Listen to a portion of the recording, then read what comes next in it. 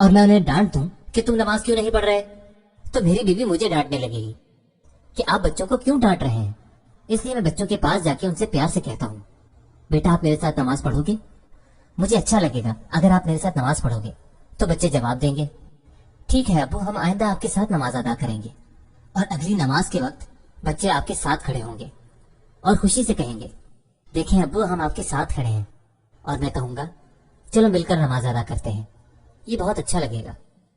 हमें बच्चों के साथ प्यार और मोहब्बत से पेश आना चाहिए, ना कि जबर से कि नमाज का वक्त हो गया है, कहाँ छुप रहे हो। तो बच्चे इसी तरह हमसे छुपेंगे और नमाज से डरने लगेंगे, यहाँ तक कि डर के मारे वो ठीक से नमाज भी अदा नहीं कर पाएंगे और शायद ये सोचे 2 रकात नमाज वास्ते अब्बू के लिए। लिहाजा प्यार, मोहब्बत और तसलसल से उन्हें समझाएं। और अगर वो नमाज अदा करने में सुस्ती कर रहे हैं तो कोई मसला नहीं, वक्त गुजरने के साथ साथ इंशाअल्लाह उनमें नमाज के लिए मोहब्बत पैदा हो जाएगी। एक चीज जो हमें हमारे रब से जोड़ती है वो है उसकी मोहब्बत, ना कि उसका डर। मैं दुआ करता हूँ कि हम सब अपने बच्चों के साथ प्यार और मोहब्बत से पेश आए, उनसे परफेक्शन की उम्मीद ना रखें क्योंकि हम खुद परफेक्ट नहीं हैं।